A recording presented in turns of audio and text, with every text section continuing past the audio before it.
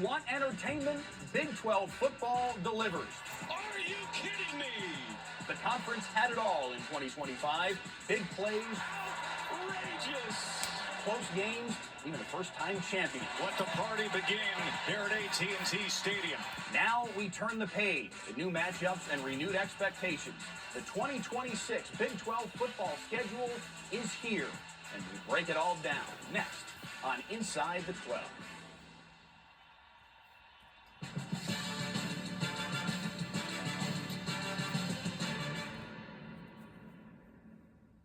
The 2026 Big 12 season ready Welcome to get to underway. 2026 Welcome inside the studios. Mike Leslie football alongside our quarterback, schedule Jalen review. McCord. The Big 12 playing some of the best football in the country year after year, and we begin the countdown today to the 2026 season. Already back, just wrapped up the college football season. Back here to break down 16 teams, some international matchups, some rivalry games. Going to be fantastic. Already looking forward to August. We'll get into it right now. Over the course of the next hour, we will break down the 16 schedules from all across the Big 12, and we will go in alphabetical order. Let's get right into it with the Arizona Wildcats. 9-4 a year ago in the second year of Brent Brennan. They've got things pointed in the right direction, and they have the quarterback. This was one of the surprise teams, not just in the Big 12, but in all of college football a year ago. I put them right alongside Houston.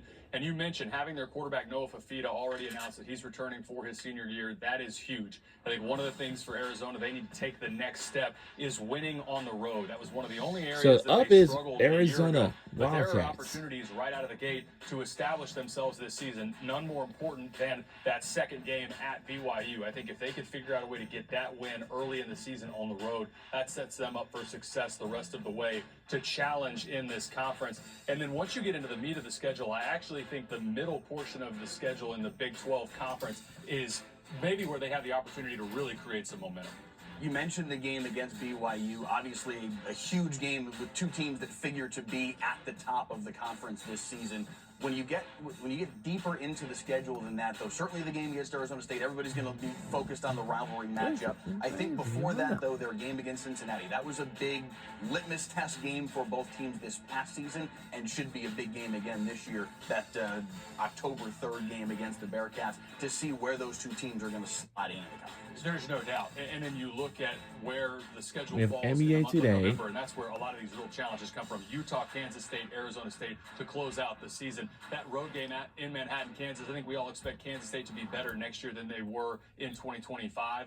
I think, again, going back to that first part of the season for Arizona, there's an opportunity if they could figure out a way to get that win over BYU, get those wins where At we 3 think o'clock maybe the p.m. today, softer we spot have of a the schedule in the middle part of the schedule, that sets them up for success.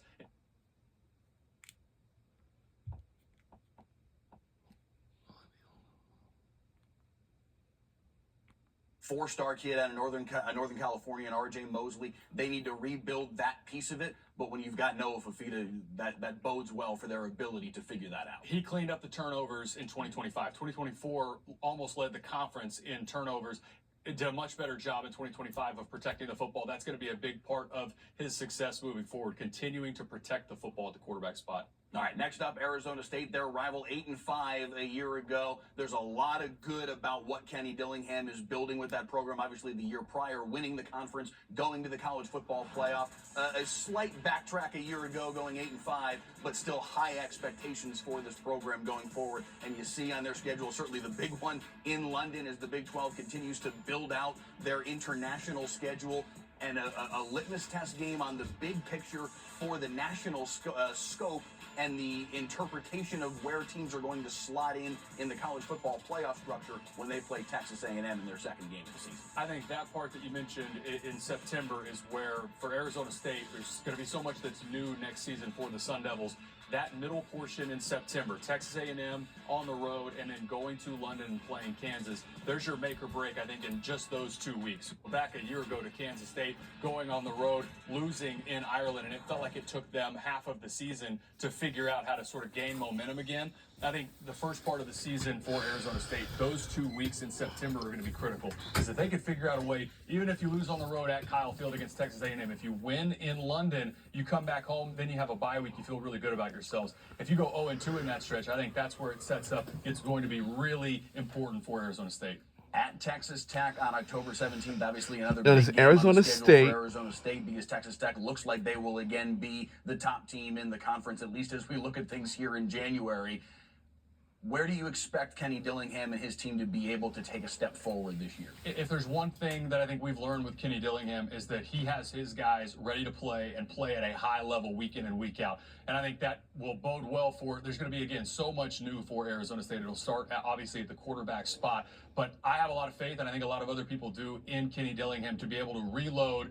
Again, September is going to be incredibly important because of how much youth is going to be on this team next year. They play Baylor on October the 3rd. That's the team we'll take a look at next year. The Baylor Bears coming off of a 5-7 season.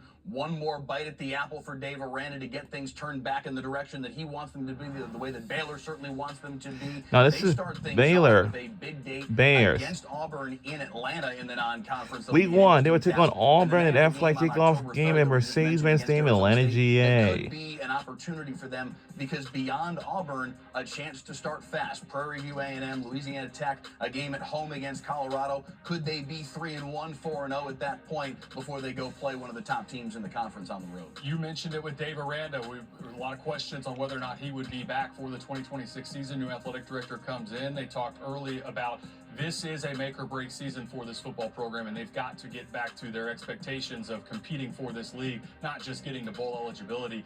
Auburn a year ago, challenge was not being able to stop the run and then turnovers. I think for Baylor, that's going to continue to be important next season. And on this schedule, they start out the season obviously with Auburn. That'll be challenging. But then September, out of conference, they don't have a ton of true road games until you get into the later part of the schedule and into November. So I think there's a large portion of the season for Baylor in that back half of September and most of October, where I think there's some wins on the schedule that they have got to capitalize on. Yeah, because it does get incredibly difficult at BYU, Texas Tech, and at Houston those final 3 weeks of the season. Wherever they are at that point, that could very reasonably be 3 losses. That's how tough they finish the season. It will all, it seems, come down to what happens at the quarterback position as they try and figure that out here in the offseason, because they have the opportunity, perhaps, to really get that pointed in a very good direction. Next up, a team that played in Arlington a year ago, BYU, made it to the conference championship game, just on the outside looking in of the college football playoff. A lot of people feel like they should have been part of that CFP field. This is a team that brings back a ton of talent, and their schedule sets them up with opportunity. Let's see what the Cougars are dealing with Kalani Sitake in year number 11. Again, 8-1 in the conference a year ago. Another big game relative to the national conversation. Week 7 against Notre Dame at home. That game could do an awful lot to tilt the balance in terms of their. That's BYU. I think BYU look going all the way forward to the preseason rankings. If I had to make a decision today, I would have BYU ranked at the top of the Big 12. Just the amount of production they have coming back, led by their quarterback, Bear Bachmeier. I think they also, the schedule sets up really well in the first half of the schedule. Only 2 true road games in the first part, Colorado State being one of them, who they'll be a heavy favorite over, and then at TCU. And then you mentioned getting Notre Dame to come in the middle of the season. It's more challenging, obviously, when you're playing them right out of the gate in week 0 or week 1. But in the middle of the season, after you've got your legs underneath you, and having Notre Dame come to Provo, always a difficult place to play. I think the schedule sets up nicely for BYU. Like you mentioned, they've got a lot of returning production, starting with Bear Bachmeier. This is one of, I think, will be the favorites and is my favorite team right now, all the way back in January. But saying this now, I think BYU's got as good a shot as anybody to get back to the Big 12 championship and ultimately win the Big 12. They lost their defensive coordinator, Jay Hill, but just about everybody else is back. Kelly Poppinga, who will now be their defensive coordinator, went on BYU TV recently and talked about the player-led effort. They're bringing everybody back. Offensive Player of the Year, LJ Martin is back. A ton of guys on the defensive side of the ball. They are fired up about who they have back, and there's good reason for people to believe that they could very well be at the top of the conference in 2026. We are just getting started with your first look at the 2026 Big 12 football schedule. When we return, the University of Colorado.